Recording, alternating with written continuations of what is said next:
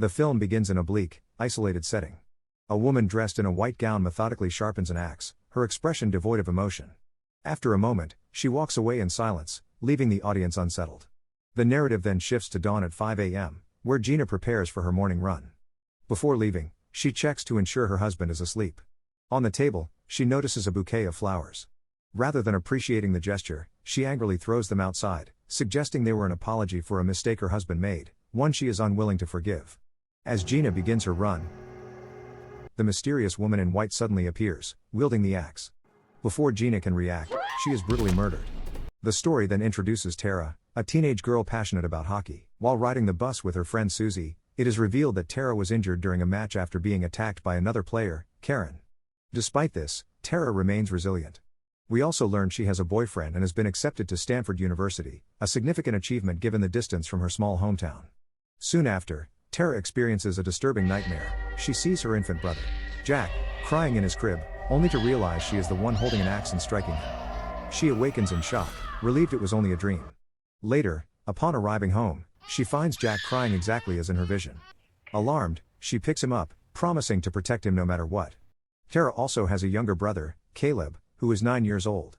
The focus then returns to Gina's home, where police investigate her disappearance. They quickly uncover evidence of marital conflict. Gina's husband admits to sending inappropriate messages to their babysitter, Tara Halden, though she never responded. His confession prompts police interest in questioning Tara.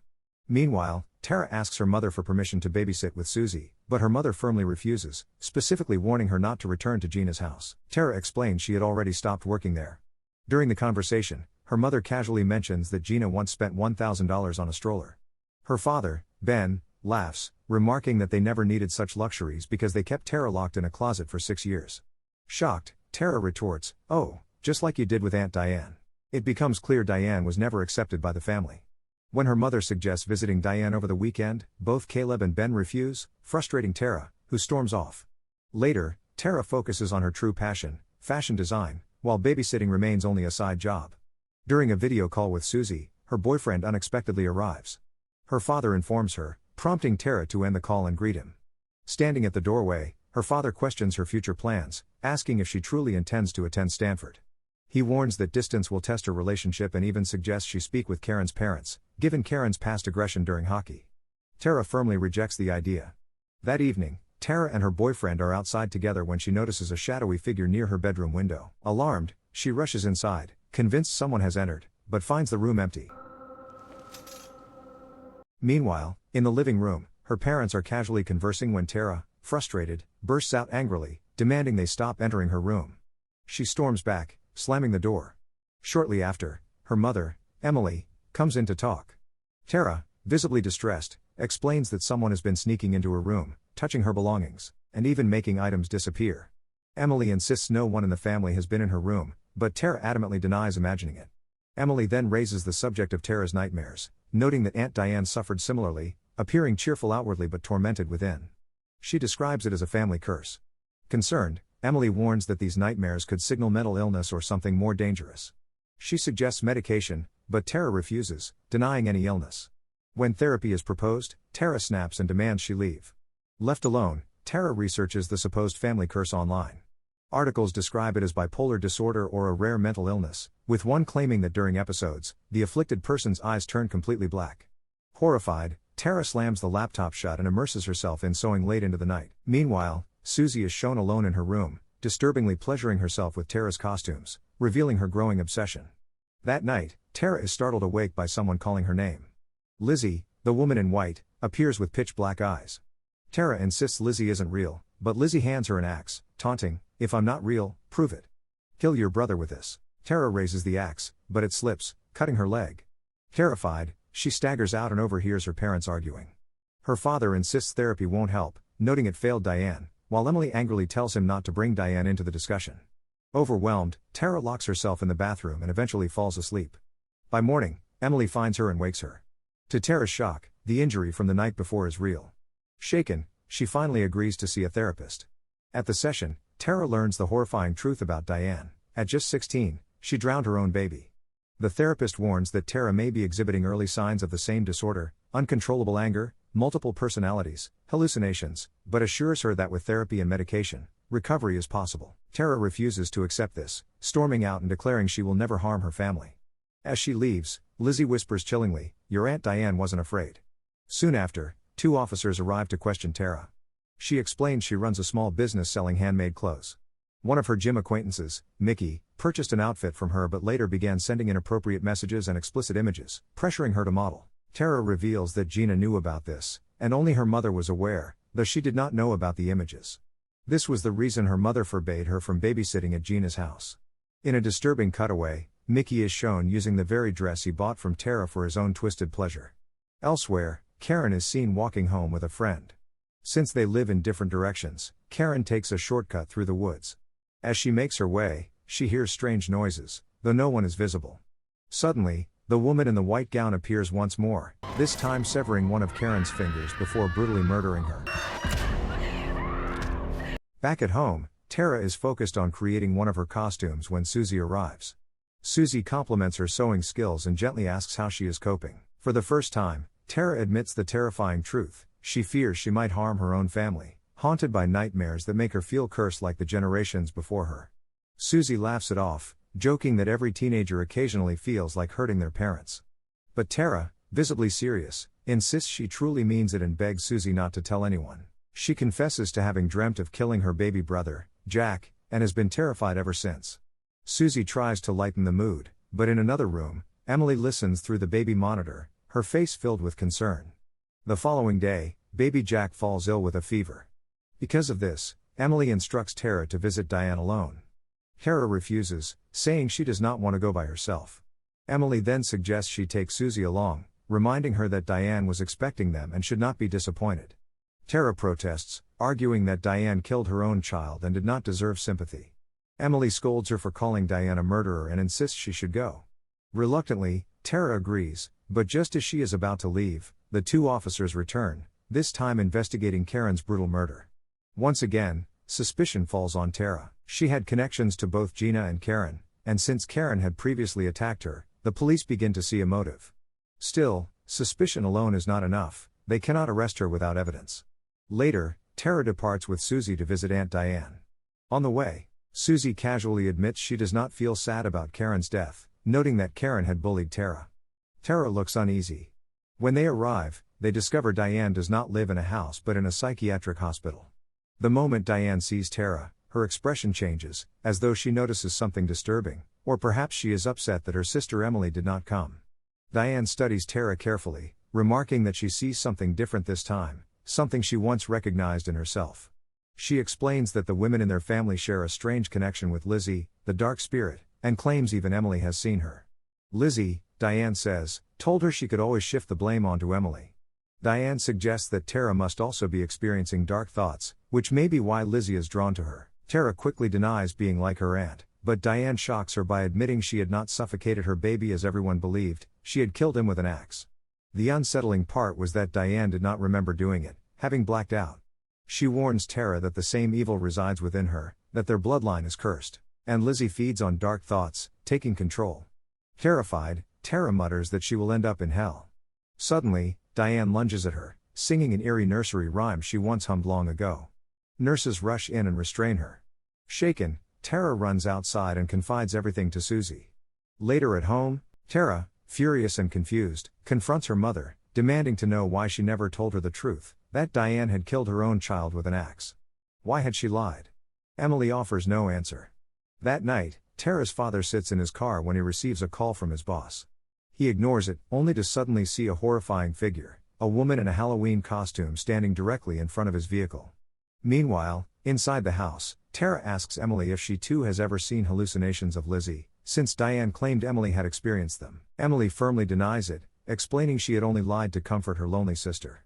She recounts how Diane often drank heavily and once was found unconscious in bed with an axe still in her hand. Beside her lay blood-soaked sheets and her dead baby. That was how everyone assumed Diane had killed him. At that moment, Tara's father returns home.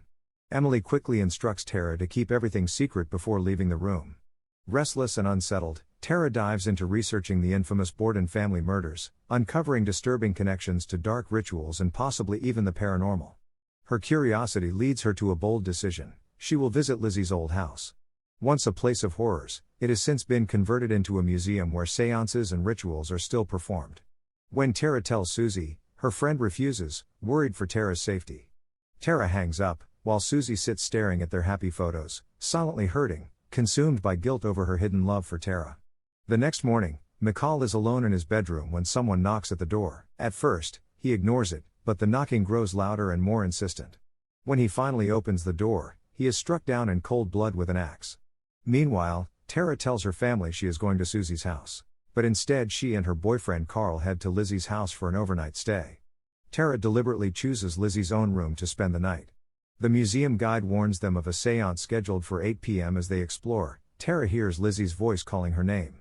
In the basement, they discover old vintage costumes. Tara insists they either discard them or take them home, as they are triggering her hallucinations. During the séance, Tara begins hearing whispers.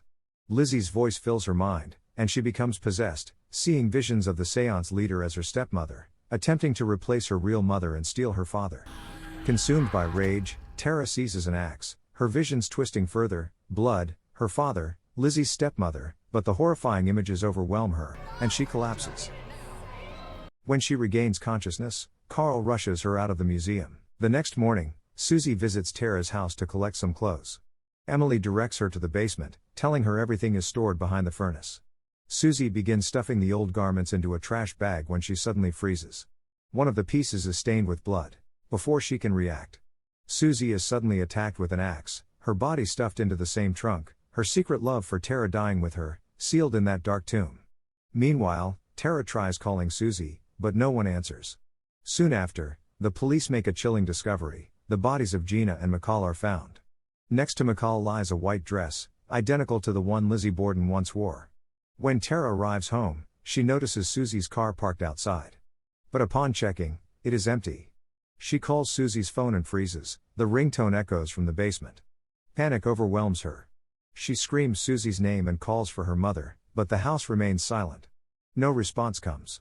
Tara rushes inside and is horrified to find her baby brother Jack missing from his crib. Frantically searching, she eventually discovers her cousin Caleb hiding in the attic, clutching Jack tightly in his arms. Caleb, terrified, explains that Susie's body is locked inside the basement trunk and that someone killed her. He says he heard noises in the house, so he grabbed Jack and hid upstairs to protect him.